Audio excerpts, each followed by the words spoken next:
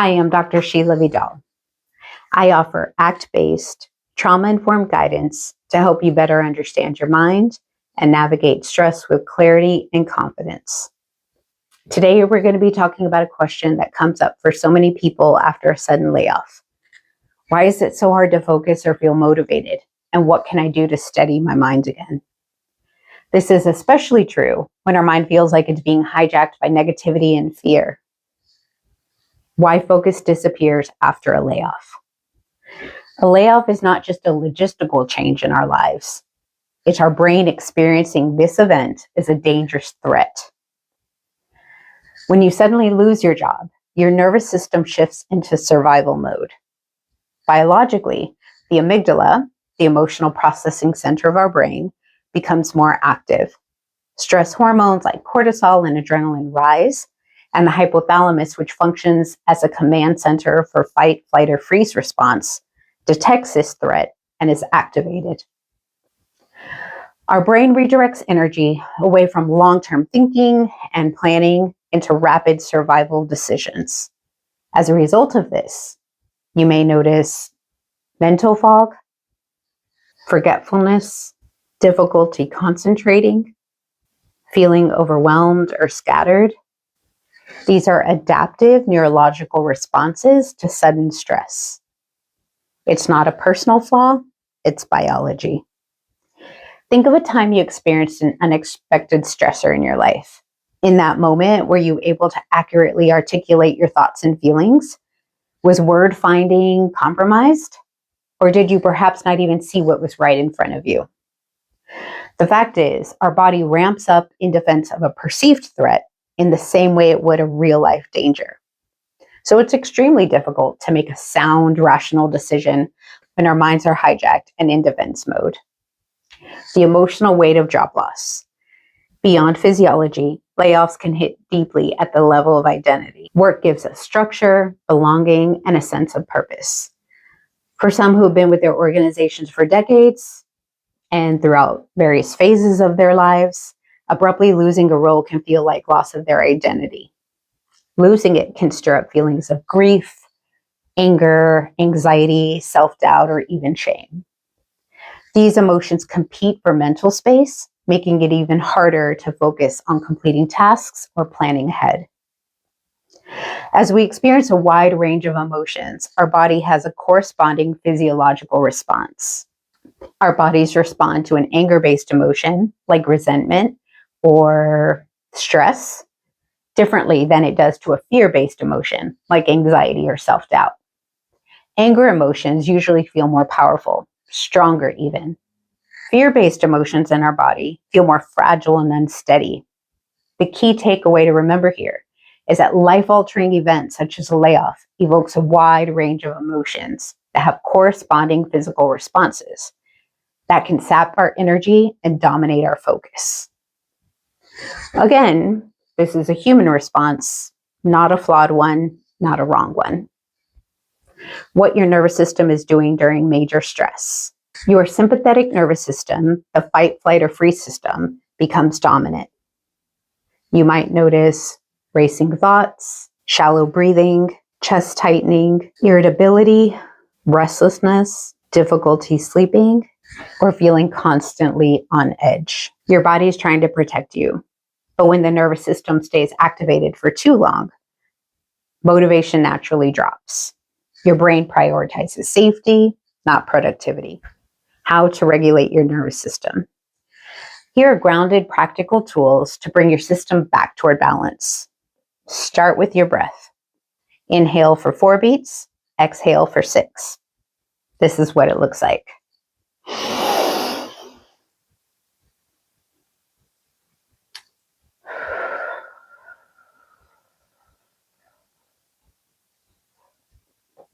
Repeat this process until you can feel your breath slowing down and you can feel your body settling into its normal rhythm.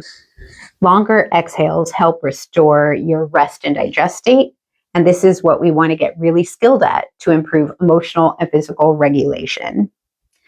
Grounding yourself with your senses. Use the 5-4-3-2-1 method to bring your attention into the present moment. 5 things you can see, 4 things you can touch, 3 things you hear, 2 things you smell, and 1 you taste. List these things wherever you are. This exercise will help ground you when your mind and body are kicked into overdrive and require regulation. Human beings can live in the past, the present, or the future. What this looks like. Someone who experienced a traumatic event years ago or even decades ago could be safe and fine in this moment, in the present, but be triggered with stimuli that reminds them of the trauma that happened so many years ago, and their body responds as if that event were happening again. So the chest could tighten, breath could become shallow, heart could race, even though it was a trigger and not a reenactment of a traumatic event. In the same way, human beings can live in the future. We can think thoughts of fear or doubt or failure or danger, and our body will respond as if the events were happening right now, even though in the present moment we could be generally safe and none of those things could be happening. What we want to do is we want to bring our mind to the present moment. This is where our power is. Here we can use grounding tools, coping skills, and we can emotionally and physically regulate our bodies to take the next best step that's in line with our values. We'll talk about that more in a minute. Grounding disrupts spiraling thoughts and anchors the mind to the here and now. As best as possible, bring your mind to this moment right now. Try not to concern yourself with addressing everything at once. Ask yourself, what's the next best step for me right now? Rebuild simple routines. Our nervous system and our minds thrive on predictability. We feel safe and secure when we know what to expect. Although so much of our lives are beyond our control and unpredictable, our minds still attempt to predict outcomes. This is to ensure we're prepared for any scenario, especially protecting us from danger. Start with small anchors. Create waking times, meal times, walking times, exercise times that are consistent. See if you can incorporate at least one daily task that becomes routine. The thing to remember here is that lack of routine provides the mind with more time to imagine worst-case scenarios. It perseverates on worries about things that are beyond our control, and it can lead to avoidant behaviors. Without a routine and daily tasks to accomplish, we have more time to sleep, to scroll through our phones, to binge watch shows for hours on end. And then we find ourselves with less time in our days, and stress and anxiety are heightened, and the cycle continues. Move your body. A brief walk or gentle stretching burns off accumulated stress hormones and restores a sense of internal momentum. Move your body. Stay connected. Oftentimes we isolate and attempt to problem solve by ruminating on thoughts of what we could have done differently. We preemptively address concerns that are not even relevant in this moment, or we get lost in a spiral of guilt or shame about the worst case scenarios. We have conversations in our heads that go back and forth with endless questions and answers. Our minds are relentless and they never stop. Even when we're sleeping, our minds keep going. The issue here is that we believe if we're thinking about a problem, we're working toward a solution because we're expending energy on it. This is a great time to notice the ruminating thoughts and connect with others. Step outside of the problem-solving mind for a moment and co-regulate with someone you love or enjoy being around. Talking to someone supportive, even briefly, helps calm the nervous system. Practice self-compassion. Self-blame keeps the threat system activated. Self-kindness helps dial it down. If compassion or self-kindness feel inauthentic or too far out of reach for you, go neutral. Notice overly critical or judgmental thoughts about yourself and redirect your attention to something else that doesn't evoke the same negative internal dialogue. I encourage my clients to utilize a coping statement or come up with a mantra that they can say to themselves whenever their mind is inclined toward a negativity bias. I did the best I could with what I had and what I knew at the time. People aren't against me, they're for themselves, and I need to be for myself too. Whatever statement you can commit to memory that you can tell yourself when your mind gets loud with unhelpful thoughts. That'll be helpful. Rebuilding motivation. Once your nervous system begins to steady, motivation becomes more accessible. Here are a few ways to ease back into action. Start very small. In the realm of work search, one email, one resume update, one 10-minute task, focus on what you can control. Give your brain achievable wins. Recenter around your values. Ask yourself, what matters to me most right now? What direction do I want to move toward versus what am I trying to run away from?